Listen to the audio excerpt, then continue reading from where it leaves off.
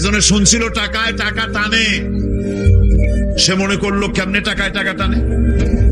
তারপরে সে এক ব্যাংকের সামনে গিয়ে অনেক টাকার মধ্যে নিজের একটা টাকা ছুড়ে মেরেছে। ঘন্টা 2 দাঁড়ায় আছে, দেখে যে তার টাকা আসে না। তখন ব্যাংকের দারোয়ান এসে পিছন থেকে গলাটা ঠেসে ধরছে, বেটা তুমি চোর নাকি, না হাইজাকার, না মাস্তান, না সাদাবাজ?